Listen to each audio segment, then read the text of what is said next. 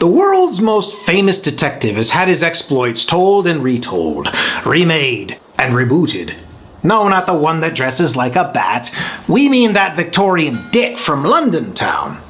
And even with all these retellings, there's always some new way to approach it.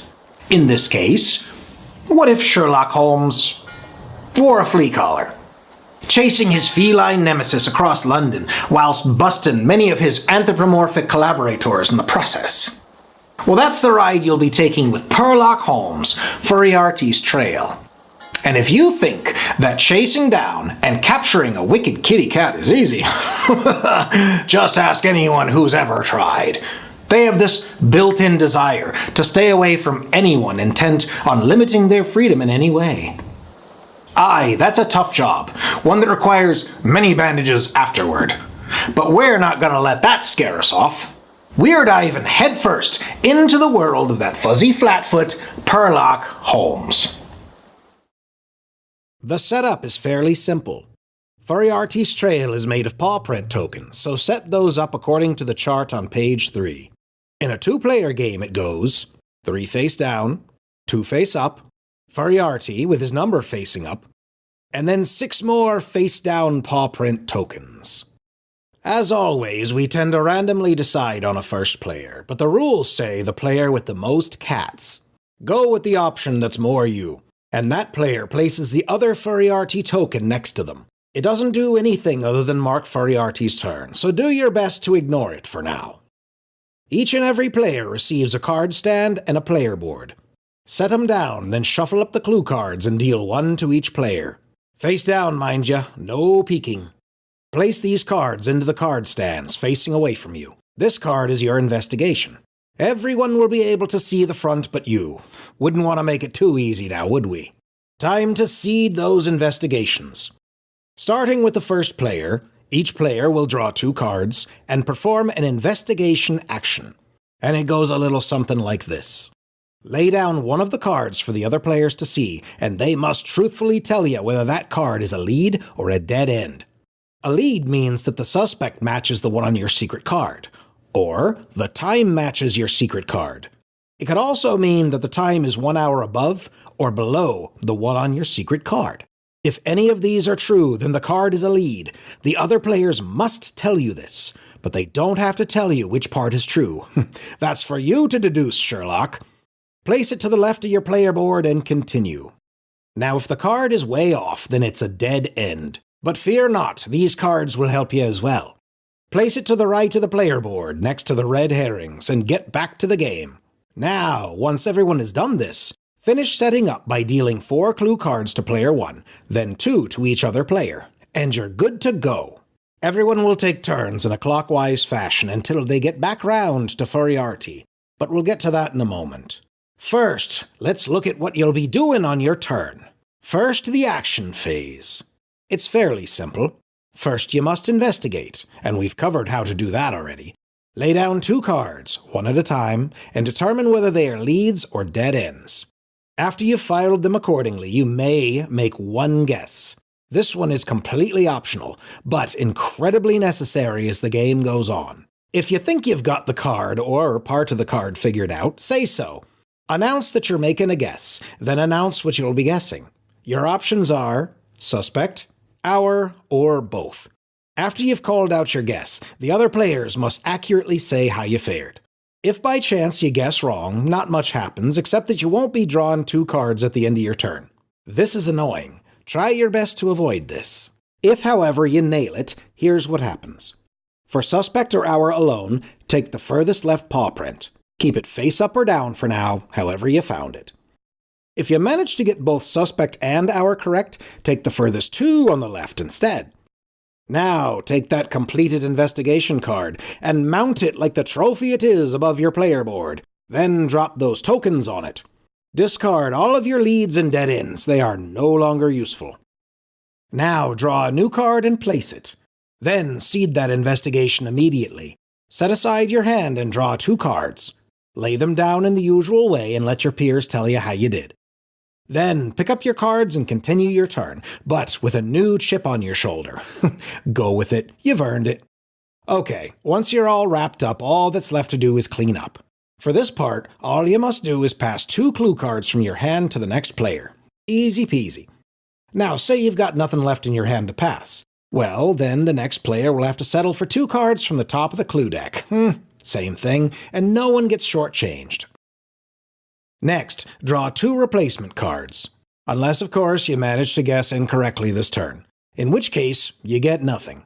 Just sit there and think about what you've done. Shuffle the clue deck when it's empty. There's never a shortage of suspects on the London streets, mate. Now it's the next player's turn. Do all of that all over again. And by the way, there is one other thing you might do if you wish to get in an extra guess. You may, if so inclined, call pause at any time. Yes, literally any time. Your turn, someone else's turn, in the middle of an action, 12 days after the game's already ended.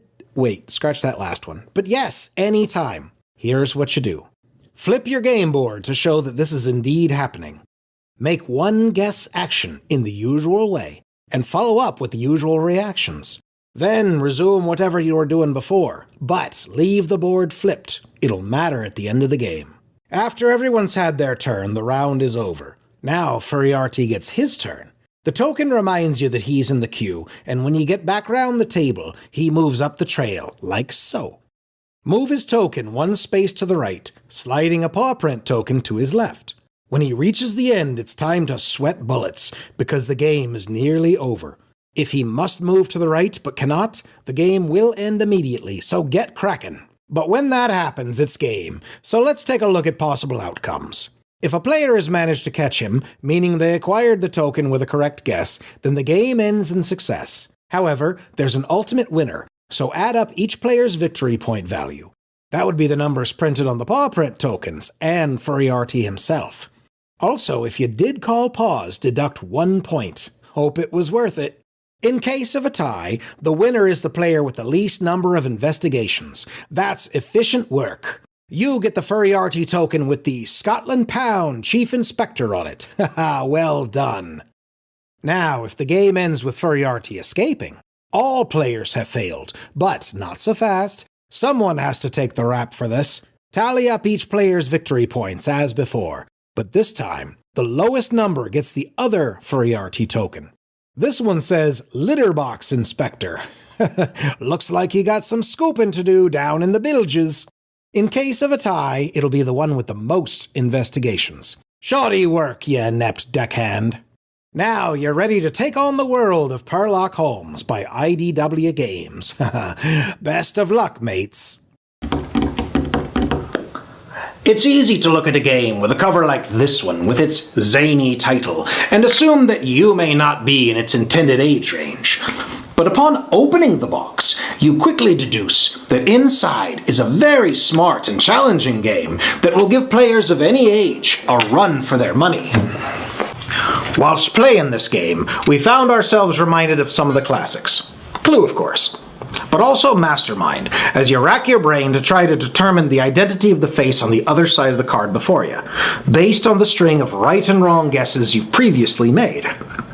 The perfectionists among you will be off balance because of how little time you have to complete each investigation. The clock is ticking, and if you wait for all the facts, Furriarty will fly the coop. You'll have to make some desperate Hail Marys to keep pace with the evil hairball. We'll call them educated guesses to save face, but the bottom line is that if you aren't willing to go out on a limb here and there, you'll fall behind and end up eating his dust. The game is an enjoyable quickie, which resembles a co-op, but is more like parallel puzzle solving. It's easy to mistake your opponents for comrades, as you each have a common goal. But in reality, there are advantages in withholding cards from the person across the table to slow them down as you accumulate more points for yourself. You must be truthful when participating in another player's investigation, but otherwise, you're under no obligation to be helpful if you wish to keep others a step behind. Dirty pool?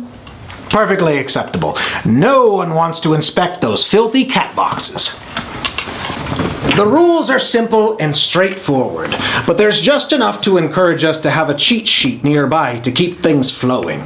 Perhaps after a few games you'll wish to do without it, but in the beginning, it's very helpful. The biggest obstacle for some will be trying not to knock over the hidden cart in front of you. The lightweight bases up the fumble factor considerably. So it's best to keep an eye on the more hyperactive among you, as there are consequences for clumsiness. Overall, this is a game we didn't know we needed. It's fun, fast, stylish, and calls back to great board games of the past. We give it a hearty hooks up. Well, that's all we've got to say. Except, thanks for watching. Thanks for playing, and most of all, thanks for keeping gaming alive. And we'll see you back here next time on Ye Old Pirates Parley.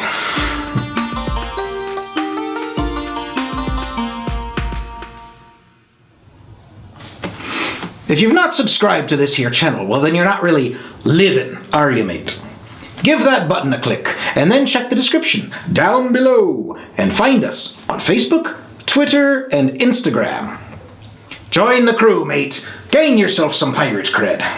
It's elementary.